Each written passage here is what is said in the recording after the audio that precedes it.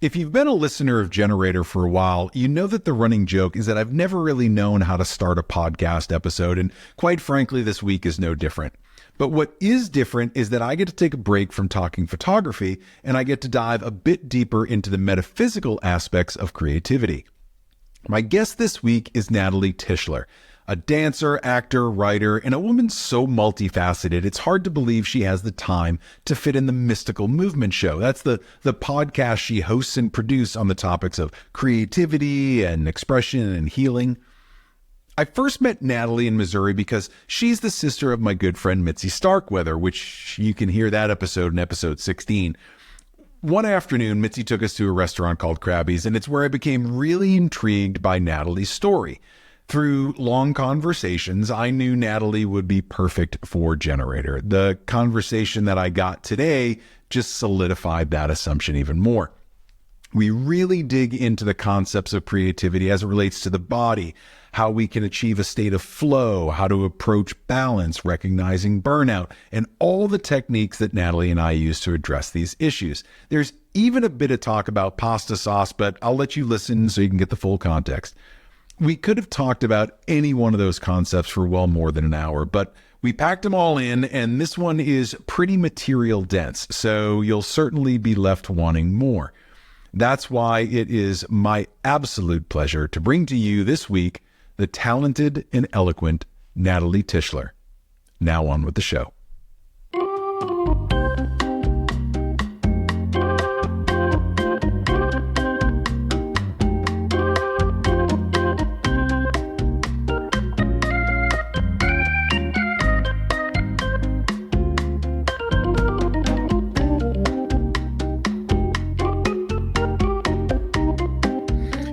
I am excited to introduce you to everybody because I know I've been listening to the Mystical Movement podcast, your podcast, and I've been really excited by what I hear there and how you're approaching creativity and well-being and expression and healing, and you're bringing all of these things together into like your story that just keeps growing and keeps growing and keeps growing. Before we get into a lot of questions that I have, let's talk a little bit about the podcast and what you're doing now. And the first episode was all about your story. And it's like 45 minutes long, thereabouts. It's an awesome episode, gave me a ton of information. Can you summarize it in like a minute? I would actually love to hear your 1 minute version. Okay, so the 1 minute version. All right. Let me see if I can do it. And please fill in the blanks, right? Because I love it.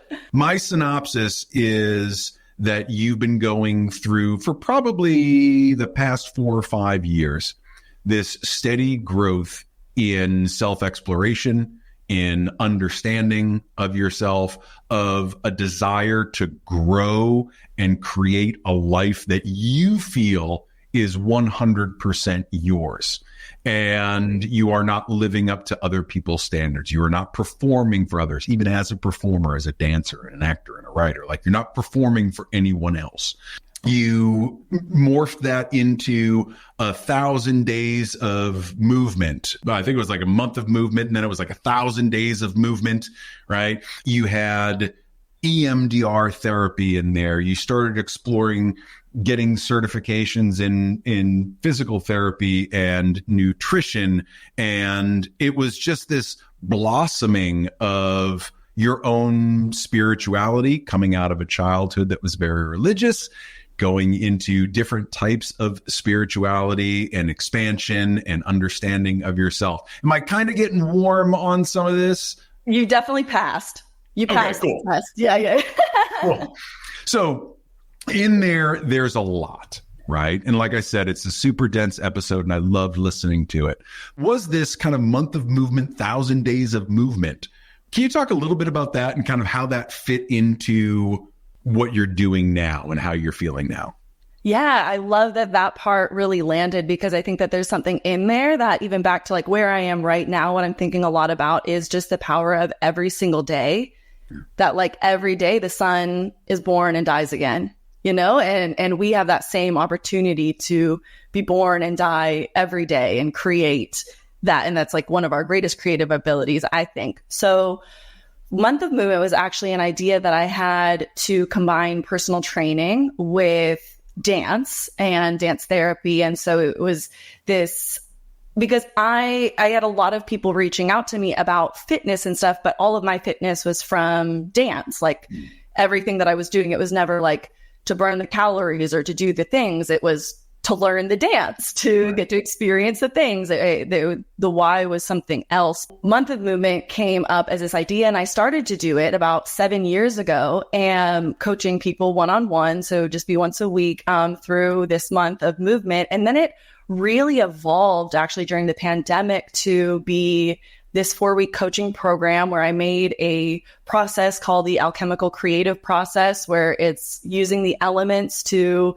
find a really authentic creativity that's rooted in your personal sovereignty, in your willpower, your habits and physical experiences, and the material world that you can relate to your own mindset, to the beliefs that you hold, the morals, like all of those kinds of like mental beliefs and things, all the way to your emotions as well, and how you want to feel and how you feel doing certain things. And so that's how Month of Movement evolved. And it was actually 1,000 Days of Dance was something that it was a friend of mine inspired it. 1,000 Days of Dance for mental health awareness. And picture this, right? I start in December of 2019. So I'm thinking, right, I can go out and dance. And I did for about the first, what would that have been, 60 to 90 days. Yeah. And then came lockdown. But here I was 1/10 of the way through this thing that I had challenged myself to. But it was one of the really line in the sand kinds of experiences for me, as far as the relationship between physical health, mental health, emotional health, and ultimately creative health. Because something else I've been thinking a lot about lately is that I don't think healing is the goal.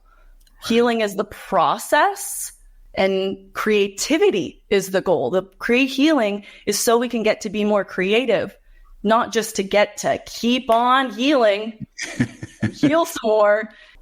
Well, you had this interesting, and I forget where to credit it to, but I know you either read it or saw it or was part of maybe your personal training, but you focused on wellness versus well-being.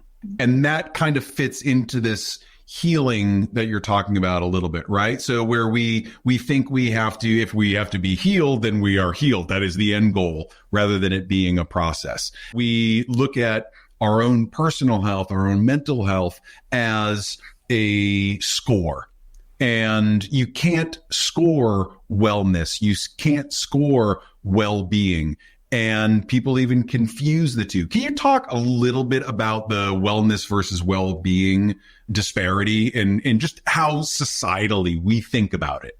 Absolutely. This is something that I love that goes back to alchemy, actually, which is like not to confuse words with the concepts that they represent, because wellness and well-being, like, yes, I have an opinion. You can have an opinion. We all ultimately just have opinions on what those are.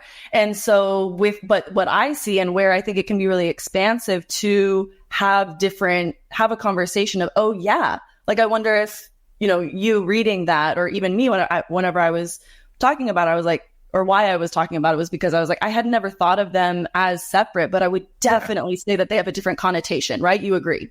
Yep, totally.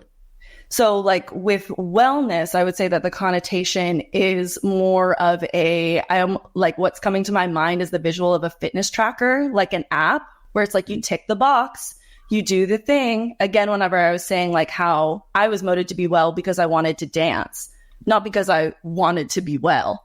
Right.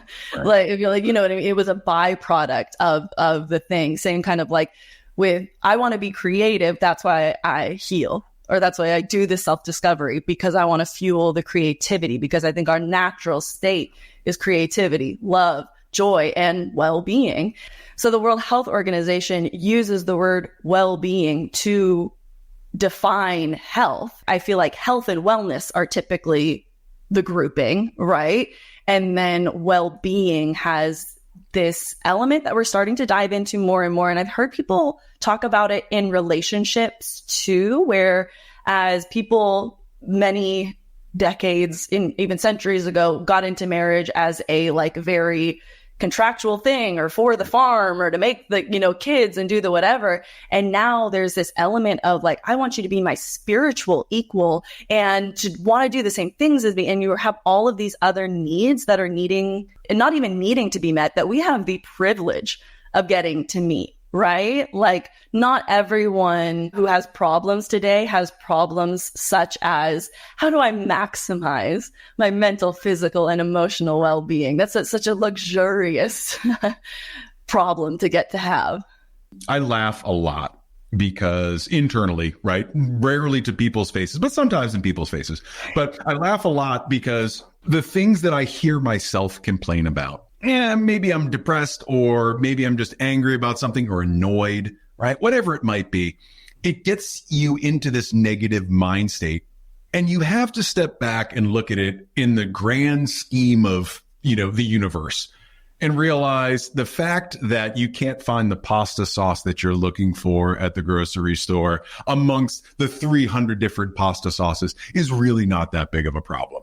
Or if someone cuts you off, it's not that big of a problem. I think your note there about, some of these issues being luxurious issues to have is something a lot of folks kind of forget in the moment. We become very self-absorbed, self-centered. It's a natural thing for us to do, but it bears a little bit of let's step back and laugh at the absurdity of what we're complaining about. And I think it really is a testament to the emotional health part of things, because rarely is it about the pasta sauce in that situation. Like it's really not, there's something much deeper there typically. And so then in that moment, even saying, oh, this is a privileged problem, this is a first world problem, is actually kind of like bypassing it though. So you're still really not addressing it, even though, like you said, it can be really healthy to laugh it off. And that's where, again, it's not just like, oh, did I laugh off my problems today? Check the box on the fitness app. Or did I cry about all of my problems today? And then check off that in the fitness app. And that's where this sense of the choice, getting to make a choice, right? You have a choice in that moment of, am I going to let the pasta sauce stress me out? And if it's like, no, that is probably because it's a petty problem. But if it is yes, then where does that take you? Invite that emotion to the table. Why am I so frustrated right now? And these are practices. It's kind of like with a dance. That's like being able to get to that level of choice is like doing a pirouette in a dance. You're not just going to be able to pop up and do that necessarily. Like you got to get your footwork down first. You got to get there. So there are these different muscles, quote unquote, that you can flex just like you would for your physical health, for your mental health, and for your emotional health. You had tied this in as well in one of your later episodes about strength and power. There's a third element in there. What was that? Stability, yes. So stability. Very key here in the process, stability first, because anything you're going to strengthen is what you're strengthening is whatever that base is. Right. Whatever you have of the basic movement patterns down, that's what you're then going to strengthen. And then through the strengthening, that's how you get to power. And now what that is the OPT model from NASM, the National Academy of Sports Medicine, where I was just certified as a personal trainer. So that is actually the fundamental. OPT stands for optimum performance training. And so that's the optimum performance training model of get the stability down first, then whatever that way you have the right muscle imbalances and stuff like that, because I got strong in some patterns that I don't necessarily want to be as strong in anymore, right? And I've had some years of softening now that I've been spending a lot more time writing than acting and dancing. But I'm really excited now. I'm like starting myself up on being my own little first client as a personal trainer to correct some muscle imbalances, not because I don't think I'm already a great dancer or whatever it is. But I know that if I fix that, I'm going to get more power. Like I'm going to be able to go further, right? It's not just that, oh, I've never been able to do the split, so I never can, or whatever it is. It's like, no, there's something about the way that you walk every day that's holding your hips and imprinting and strengthening and repeating that thing. That's why that part of you hurts for the most cases. You know, there's scoliosis, there's other stuff, but in general, that's the case. And so that's why stability is so key for the beginning. And I think it applies to so many different things, right? Say with editing, what if you got on a tool and there's a lot of ways to do it wrong, right? Or to do it in a way that takes 1,000 more hours, right? And so if that's the way that you start learning the basic movement pattern, and then you start doing that over and over and over, that's what you're going to strengthen. And that's ultimately what you'll have power in. And it's like, is that the power that you want? It's a really interesting concept. And I could talk about this for hours, right? Because you tie it very well to creativity, right? And I love talking about, how we use creativity. But I'll keep it defined here for a second. It's reps in a gym, right? That's what you have to do to build the strength to increase your power, right? But you have to have this baseline first where you start, all right, I know I can bench press 100 pounds. I can squat this many pounds. I can yada, yada, yada.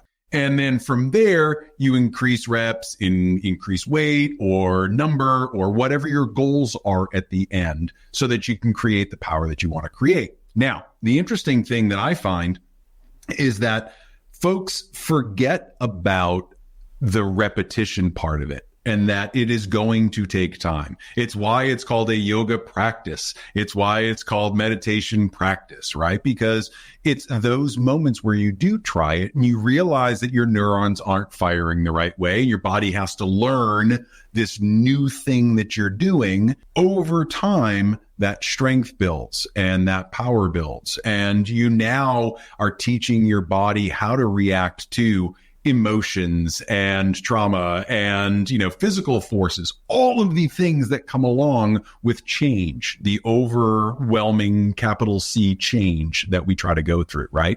And you hit resistance after resistance and you want to quit and there are tangents and there are rationales and reasons to not do the thing. But what I love about how simple this model is, you have your base, you do the work, you increase yourself. Now, at the end of that, you have a new baseline and you do more work and then you become a better version. And it's a great parallel to what we do in creativity, which is I want to paint or sculpt or photograph or dance or write or whatever. And when we do it at first, we suck badly at it. And then it just takes the dedication to the reps to keep moving forward and to keep growing and to keep producing, knowing that this discomfort, this resistance, this antipathy that we get from time to time is just a natural part of the process. We're so driven to have a problem, find a solution, press a button, make it go away. In a world where everything has been made very, very easy, that we've forgotten that the effort that goes into it is often just as powerful as the end result that you're striving for. As you tie this into creativity and from your background as a dancer and a performer, do you find that there are any part of the phase that folks hit the most resistance in, or that you've hit the most resistance in? Is it at the early stages? Is it when you plateau and you just can't get any more out of the engine because you don't know what you don't know of how to fix it? Where do you tend to meet that most resistance? Is it the beginning, middle, or towards the end? Well, I would say the beginning, but I would add to what you were saying. I literally had a thought today that was like, man, if I keep on preaching how it actually takes work and you have to put in reps, is like anyone gonna listen? Because I'm not selling quick wins. Like, wait. And I acknowledge that it was just a thought and the mind is tricky, but it was definitely like literally a thought that I had. So I would say that case in point one of where people get stuck is they get sold rock hard abs by summer and it's May 3rd, or what, like, and as if that's real. And even if the results do get there, it's not necessarily in a way that's super secure, or, like there are ways maybe to do that, but it's like, do they involve massive dehydration and all of these other things that as far as the long term, which again, you're not thinking about. And there's a study that's been done on this. The reason you'll always work out tomorrow is because present you does not associate tomorrow you as the same person. That's tomorrow's you's problem. That's not your problem. Working out isn't your problem. Totally. Of course I'll do, or not even working out, whatever the thing is, I'll do XYZ tomorrow. Then it's not my problem. Right. And then because like I was saying, every day you have the opportunity to be born again, like the sun. And so then here I am as this new person, potentially the choice, right? I think our main creative power is our ability to choose. Like when we open up our eyes, what do we want to do? What's the first thing that we do? Where do we go? What do we put in our body? How do we move our body? What are our relationships? Like all of these things we do. Now there's going to be external factors impacting us, but ultimately your greatest creative power is your ability to make choices. And like, because with every choice that you make, you're creating a different alternative, right? You're creating strength in one of those different directions. But that's where we get to, I definitely resonate with the plateau element though. I read a book a long time ago that talked about the path of mastery as you get an initial, like, oh my gosh, I start to get better. And then you get a little bit worse and then you plateau. And then you have another, and then you're doing your reps, or you fall off, or whatever, or you don't because there's no more quick wins or whatever it is. Then, so you hit that first plateau and then suddenly you'll hit the next spike and then it'll drop down a little bit. And then you'll plateau again, and up each of those steps go until ultimately you're at whatever point of power or, the goodness you want to be at in the particular, whatever it is you're mastering. I'm going to go back about 30 seconds. And you were talking about, the future you versus the present you. And this is one of the things that I learned from Sue Bryce years ago in terms of just journal prompting. How we speak to ourselves and what we say about ourselves is not, I need to make $100,000 next year, or I'm going to start working out or whatnot. Right in the present tense, right? I am working out, and create that person that is the future version of you, but start speaking like it's already occurred. There is a power in that because you do start to shorten that time between present you and future you by assuming the identity of that person that you want to be. And now you're creating an entirely new version of you that you are ingraining the beliefs in yourself that is who you are. So you're negating this bumping heads between present you and future you. Do you use any of those techniques when you're journaling or thinking about this stuff? It's clear that you kind of monitor your own thoughts all the time, but how do you approach that with, journaling or keeping yourself on track? Because we can fall off of it so easily. I can't. No, I've been journaling. I'm literally sitting next to a tub I put them in a tub because they were in a wooden thing until we got flooded, and thank goodness they were protected. But I was like, this is now going in like a waterproof thing. Sure. But I have years and years of journals. I've always been a journaler. I absolutely love it. I encourage it as a practice for sure. But so I definitely do that. And I have a way of doing that comes from the Celtic Druid alchemy magic that I love so much. And so in this, there's this idea of, okay, think of like what we call past, present, future. Okay. Right. So you're talking about like present you, future you. There's also past you, is another one of those things that you can butt heads with. We go back there all the time. Anyone, so as much as we can be worrying about the future, we also go back and feel guilt or shame about the past, right? There's that one too. So they describe it as root, pattern, destiny. So if you think of it as the past is just the root, the present is the pattern, and then the future is the destiny. So kind of like what we were going back to talking about reps, right? Like what's the basic movement pattern? The past is the root of that. You're saying, oh, I know I can bench press 100. How do you know that? We weren't born knowing that or being able to do that. There's still a basic pattern there, right? There's something that's rooted, the basic pattern, and then the destiny. So ultimately what it becomes, like if your knees are going in every time you squat, When you're squatting 200, your knees are going to be going in until ultimately whatever that can cause as far as injury and stuff like that. And it won't necessarily, but it really increases the likelihood and stuff. And your body is also doing this like kind of economics around like, oh, if I compensate here, then like this can be here and that sort of thing. What I do whenever I journal, especially on new moons and full moons, whenever I'm doing something more like intention setting-y, I have been, I am, I will be. So if it's like, say, like something around money, it's like, I have been dealing with a scarcity mindset. I am feeling more abundant every day. I will see whatever dollars in my bank account. So you're associating that sense of acknowledging the root pattern and destiny, and ultimately that I am in the context of the root and the destiny, or the past and the future.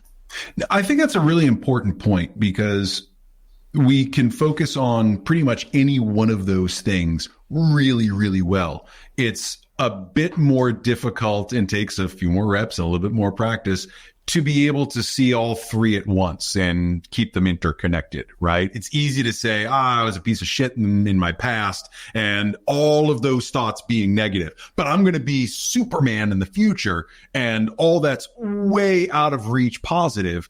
And then you're stuck here in the middle and you can say, well, I'm doing the best I can, right? And so what we're able to do is hyper focus on one of them, but it takes a lot of practice to look at them all and keep them all connected in a way that is healthy for us to be thinking about it, rather than doing more detriment under the guise of I'm journaling and I'm writing all my stuff down.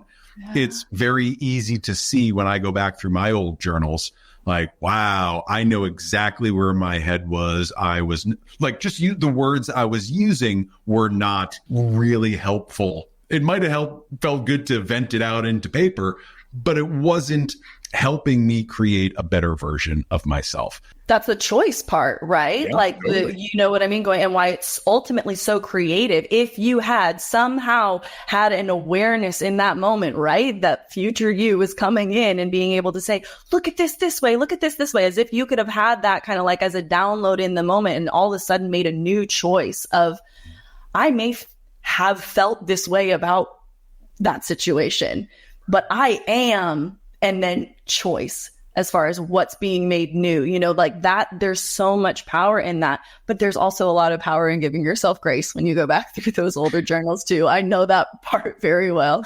Oh, it's right. Again, this is me looking at it and kind of laughing, right? As you grow, you kind of realize like, oh, I'm never going to ride downhill on a mountain bike. And then you do it a couple of times. You're like, oh, I guess I can do it. It's not that hard. It's not that bad. But it was this big, scary thing.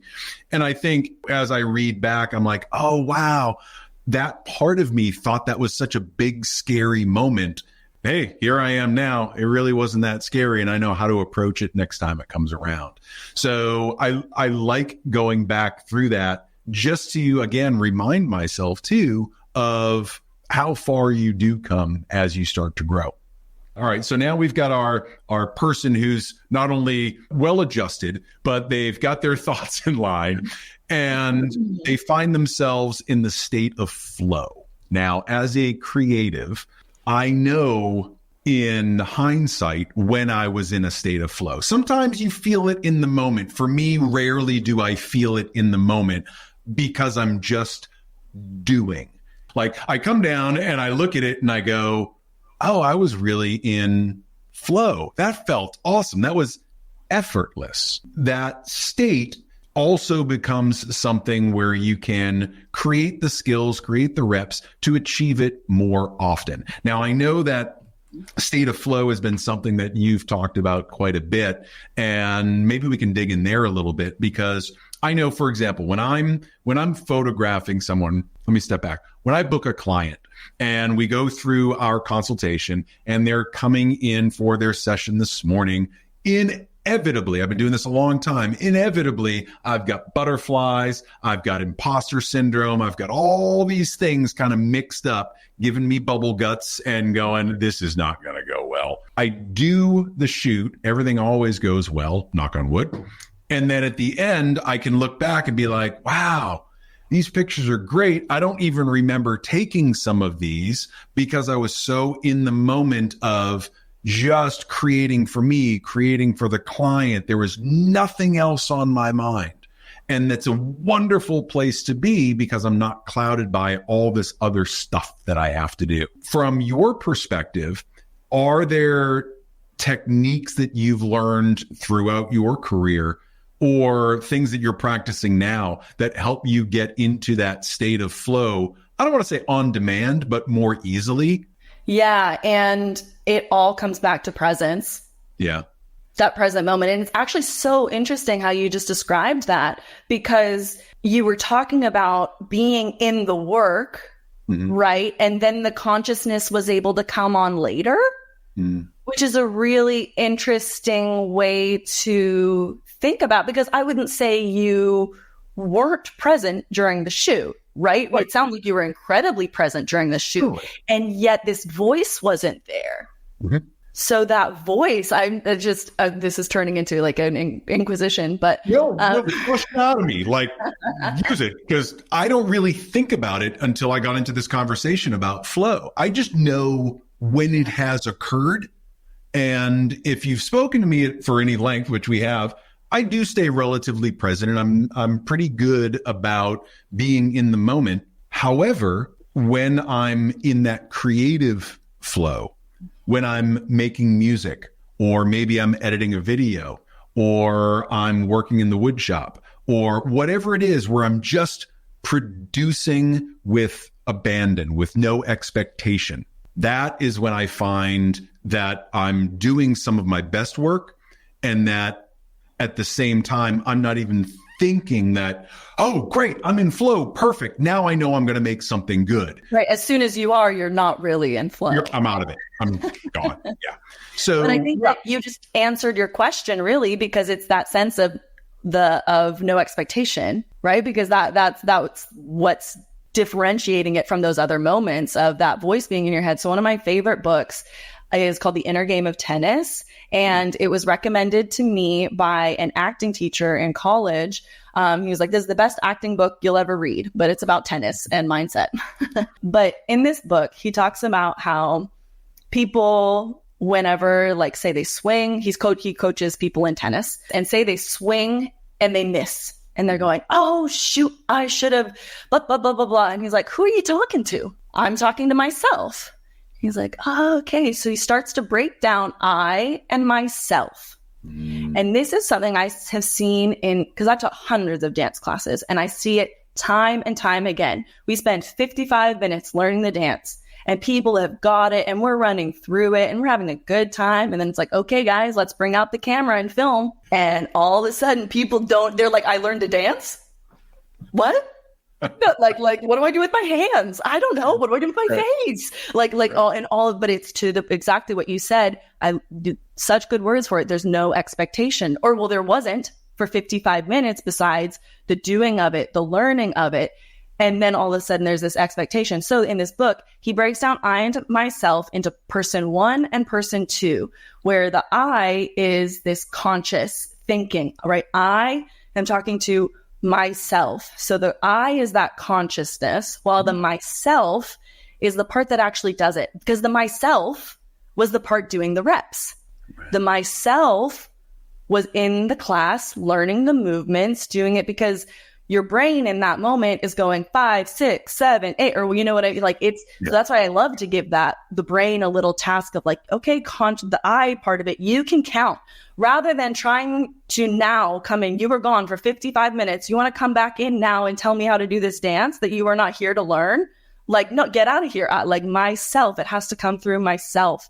And so I think that when it comes to like getting into that state on demand, there's just the practice of the abandon, and that being a safe place, like that there is not just an expectation. And this is why healing is so important, because especially if it relates to trauma, like you're not going to be able to leave that hypervigilance. Like you're not going to be able to leave that place of, I have to control the situation, because if not, I could get hurt very badly. Like that, like I'm getting kind of emotional thinking about it. like there was definitely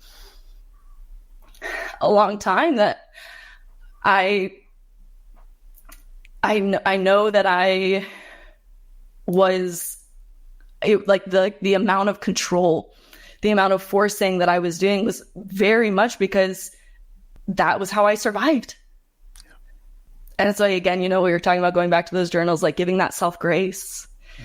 But I get why it's so important. But like just to be give anyone hope who's like in that place, like you can unlearn it though, right? You can arrive to a place of security and to a place of where abandon is a really joyful thing rather than something that puts you into fight or flight. Because even you described going into the photo shoot, that sense of butterflies, and those kinds of things. And if you are somatically in a place where that level of uncertainty or excitement, just like the body doesn't necessarily know the difference between fear and excitement.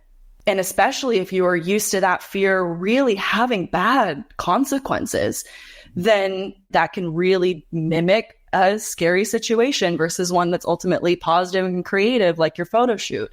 And so I think that that's why healing can be so important around that flow state, because if you really don't feel safe surrendering, if you do not feel like you can trust, then you're not going to go to that place of abandon and have no expectation because you are controlling for survival. For a long time, mainly in the corporate career, but even early on in my photo career, I was in a constant state of fight or flight. I had grown up, without going too far into the story, with this constant survival mentality. I've got to survive. I've got to get through this home situation. I've got to get through bullies. I've got to get through my own neurodivergency. I've got to get through all these things that I don't understand how to handle. And it created this survival instinct, right? And a lot of habits in me that have affected relationships and business and money. And I mean, it all cascades. But I found that after so many decades of living in this state, that it became my normal. It became my baseline. It was only after I really started to look inward that I realized there was so much attributed to burnout of perfectionism, of trying to make the situation better, trying to control things over and over, because I felt like if I could control my environment, then everything will be okay. And to a degree, that's exactly what I did. But keeping your mental state, your adrenal system, everything going at red line for so many years creates this burnout, this feeling of ennui, this desire to do nothing but just kind of get to tomorrow. I know that burnout has been something that was difficult for me to recognize at first. Mm-hmm. But after doing all the work that has been done, it's easier to recognize if I'm acting a certain way towards my friends, if I'm feeling less interest or less motivation to do the work that I love, the stuff that I love doing.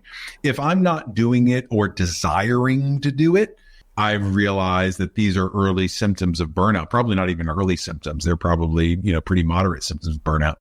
This is something I know you've dealt with in the past. Again, I know how I've dealt with things and I've got my own techniques for seeing that, but I'm always interested in talking about burnout because we've become so accustomed in the United States to being burned out and having it be a badge of honor than having it be something that is physically and mentally detrimental. We say, oh, hey, how you doing? Oh, I'm so busy. I can't even get anything done. And I've got no time for this and the kids and the job and yada, yada, yada. Again, all of that is a choice, right? It's all a choice of how you approach some of these things. I used to try to compete. Yeah, you're tired. I'm more tired. You're busy. I'm busier, right? Because we're trying to build a tribe. We're trying to relate. We're trying to do these things. But all we're doing is sharing this awful trait that we have together and saying, yeah, we're both in this deep, dark pit. Do you know how to get out? No, but let's keep talking about the pit. So how do you deal with burnout when you are going through these periods of severe, I don't want to say mental anguish. That's not the right word. Heaviness, this weight, right? Where you've just got a lot of things to sort out or heal or deal with.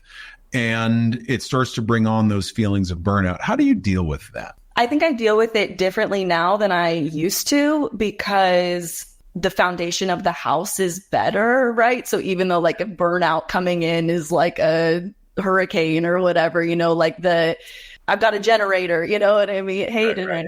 I know at the beginning it was a lot more pain. It was to your point of like much more severe anguish is a great word to use. I feel like now I don't even really let myself get burned out. And I would say why is the tool or how I deal with it is how I think of polarity as a whole. Well, I think of everything as one ultimately. Sure. So like there's just like a oneness.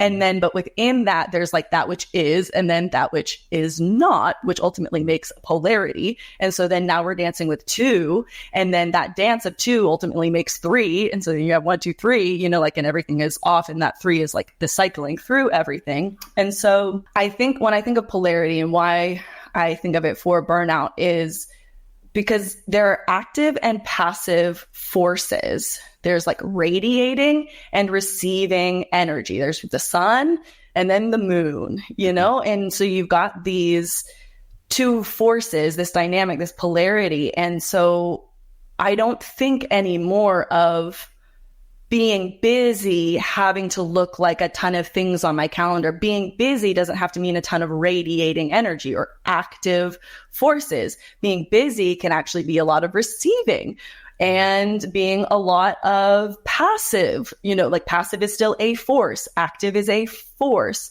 And so it's like, that's why I don't necessarily get into burnout now, because it's like, am I balanced between my active forces, my power, determination, the radiating energies versus my receiving energies, my passive energies? And so I can clock very quickly. It's how I built my schedule around the moons, especially like in just what I do to work. Like the podcast is released on new moons and full moons, and it's like cyclical and it's part of a ritual. And so there's not the sense of like you were saying, oh, I have to do it, or I have to, you know what I mean? Grinding into that, it's like, and as soon as I feel that, it's one of those muscles, right? As soon as I feel that, not always, but nowadays, as soon as I feel that, I know it's time to not do it. Whereas before it was definitely like, oh, this feels bad, try harder. And it was then get more busy and push, radiate, active, force, versus like, wow, it's time to receive.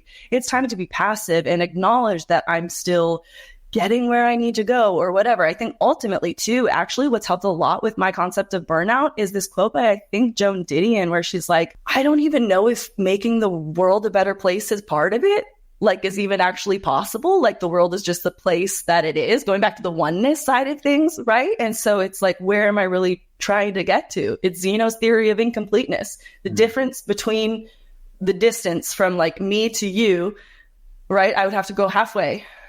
And then I have to go half of that. Then I'd have to go half of that. And you never get there. And so I feel like that's also something that's helped. I haven't always had that mindset, that awareness, and that helps a lot with burnout.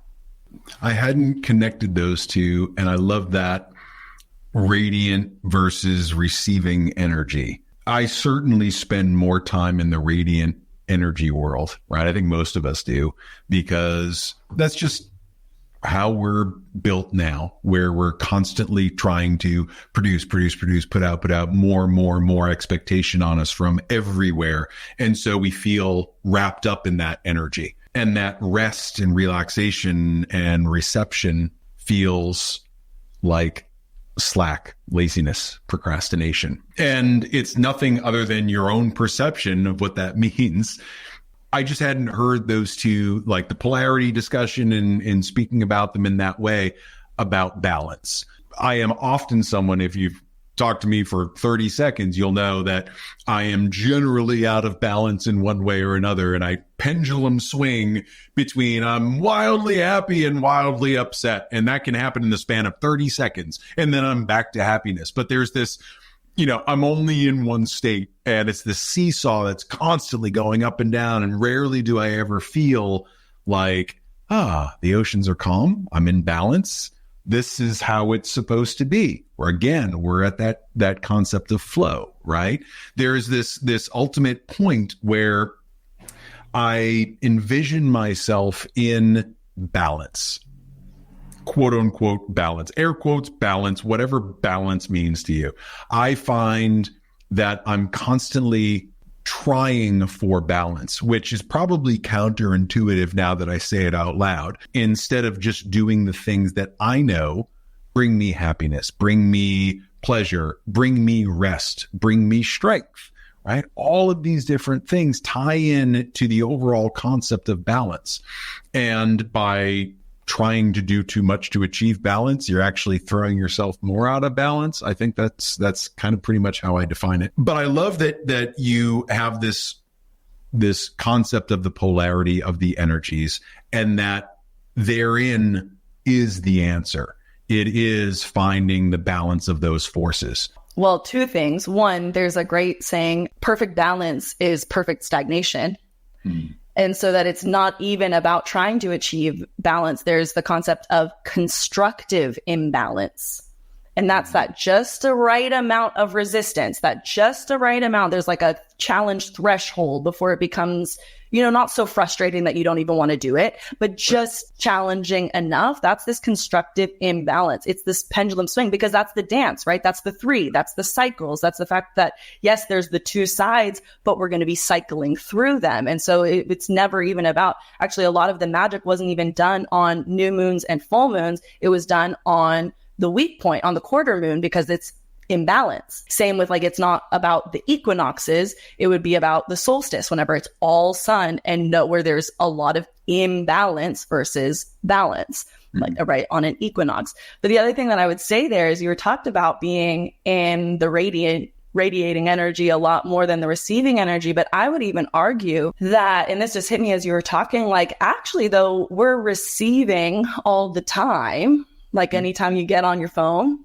and you look at something where you're receiving whatever, there's like a consumption about it. What are you consuming? Are you consuming sunlight and water, or are you consuming social media, news, and alcohol? Like, you're going to feel really different from receiving either of those. You laugh. I feel so attacked. You're reframing things in a way that just make a lot of sense for me. Now, that isn't the same for everyone, but by reframing these things, hearing, reading, listening, watching, receiving these different ways of looking at it is really starting to help me. Do you find that there is a source that you go to a lot when you know that you need to grow? When you know that you need to learn more about a subject? Do you read? Do you watch? Do you just think? Do you dance? Like, what's the thing that gets you back into that growth mindset and that growth mentality? All of the above. Yeah. Definitely all of the above. I love learning. I'm a really good learner. I learn all the time. Like it's something. So I'm right. Like, as soon as the certification ended, I picked up another course, and I'm also going to do the certified nutrition coach as well. Yeah. I think that there's something where it's almost like an accomplishment kink, where you just like have to achieve, but which definitely why, again, leads to burnout and those kinds of things. And so it's like, oh, can the accomplishment be sitting in silence by the river? Because to your point, I think that the awareness, or having a different, like, changing the perspective around some of these things is really what it takes, because that ultimately changes the behavior, which ultimately changes the material manifestation. And so that's why I think it's so important, the power of the stories we tell ourselves, the power of the beliefs that we hold, because they do shape that frame. Like, what does success look like? What is love? What is divinity? Like, your answers to those questions are going to affect the work that you do, how busy you are. Like, going back to, again, why I don't feel burnt out anymore is because I'm not trying to get anywhere besides, like, more joy every day. You know what I mean? Curiosity is an incredible fuel. It actually replaced like what used to be oh, I hope one day I'm good enough, kind of like motivation. And a lot of people don't want to get rid of that because then they're like, well, what will happen to my fire? What will happen to my willpower if I'm not trying to get that? It's like, oh, we're actually incredibly curious and creative and imaginative, and stuff can fill that space. And so actually, to answer your question, though, I would say right now, the place that I go is silence. Yeah. It's like revolutionary. I am going to drop the most amazing idea on you. You can sit in silence. Mm-hmm. Do you have a course on it? Because I think that would... We just did it. That's the whole thing. Don't give it away. I'm all about value. I think you're right. There was a day, I think it was last Thursday, I was prepping for a weekend away, and I'll get to that in a minute, but I was sitting on my deck with my dog. I realized I hadn't spoken to another human in 2 days. By not getting all this input from social media and from people's opinions and just, satisfying friends and talking to people that I know, it gave me a lot of contentment. It gave me a lot of peace.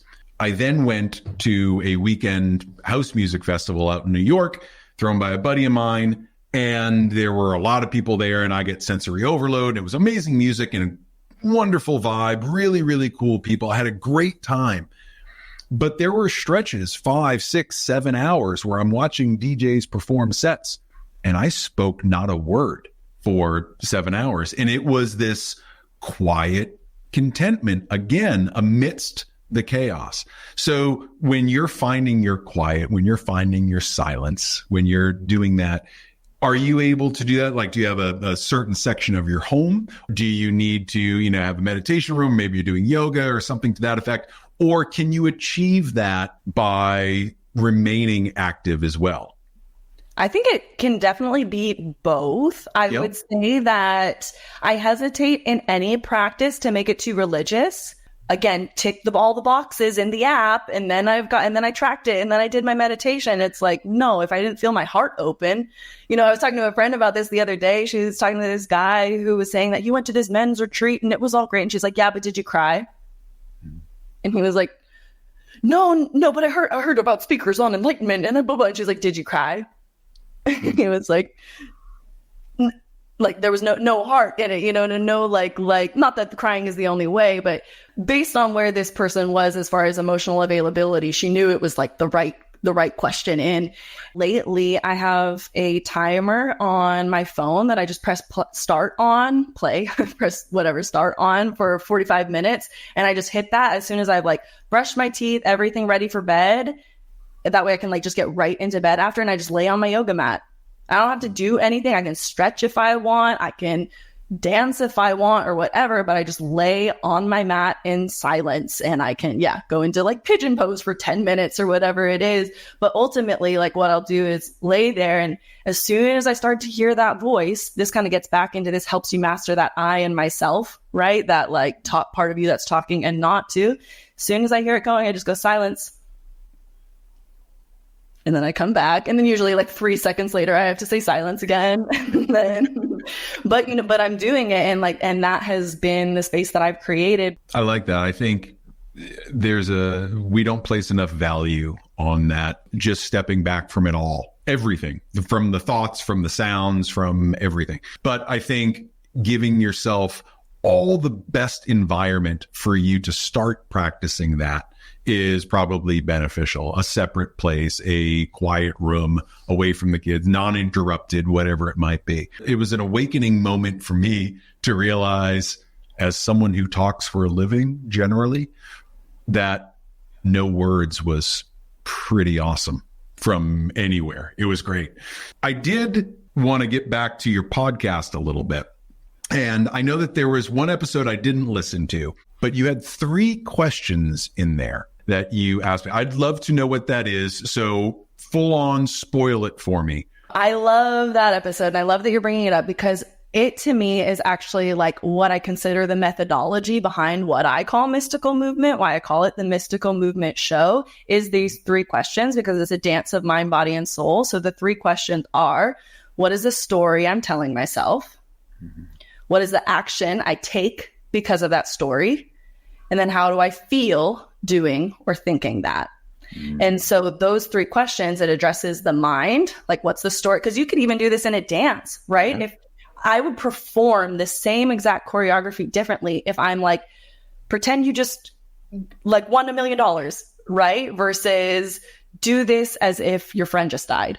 You could do the same kind of choreography, but the story is going to completely impact how that manifests physically. So what's the story I'm telling myself?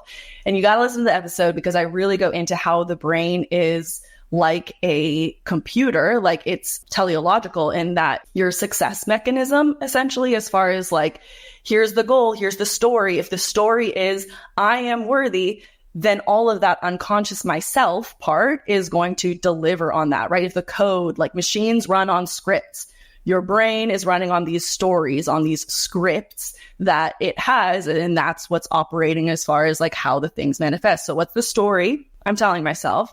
Mm-hmm. What do I do because of that story? And then going into the physical, you are what you repeatedly do, right? So like, what are the things? How does that physically manifest? And then the emotional side of it. And then how do I feel doing or thinking that? Because our emotions are such a beautiful guide that connects us back to our heart, which is the fuel of it all. That's the spoiler of the 3 questions, but I also just love how I lay it out in that episode as far as like why. If you're not sold on just starting to ask yourself those 3 questions, you will be sold by the end. I can envision myself writing that at the top of every journal, right? Every day. What am I doing? How do I feel about it? Right? All of those prompts really do make you start to look inward. What's really happening there? What are those involuntary subconscious feelings? Where do our thoughts come from? Is that really the root of all of this, or is it a little bit deeper? I would tend to believe that almost anything that we think about, there's another reason a little bit deeper and then a little bit deeper. Is there ever a point where you get to where you're like, there's the root?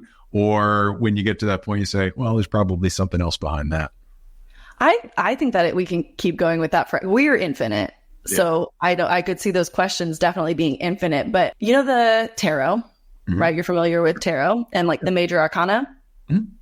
So I see, and this is based off of a book called The Law of One. It's this perception of the major arcana as, so 7, 3 sets of 7 is 21, right? 3 times 7 is 21. And then you've got 0, the fool, being choice, ultimately being like, your choice, again, the creative spark behind it all, just that you get to choose the fool, being, you're like, back to your question, can there be a root? It's like such a fool's question, right? But then it starts with the mind, 1, the magician, that matrix of the mind, and then like first 7 being all of the mind complex. And then this second set of 7 starting with balance or justice, all the way through to the transformation of the body, death, right to the alchemist, the great way of the body. And then starting again with the spirit, the matrix of the spirit, the devil, all the way to the potentiator of the spirit, the catalyst, the experience, the significator, the transformation, and the great way. I love a good system. And it really helped me to understand that these weren't just like, this is just what the magician means or whatever. It's like, it's part of a system. And so they all start with like the base of what the mind is. There's the base of what the physical is. There's the base of what the emotional or the spiritual world is. And then how those all go through. So going back to the mind then is, it starts with the magician, and then you have, right, high priestess, empress, and then emperor before the Hierophant. And so that's where you get into like this conscious and unconscious. So it's like the magician being like, abracadabra means I create as I speak.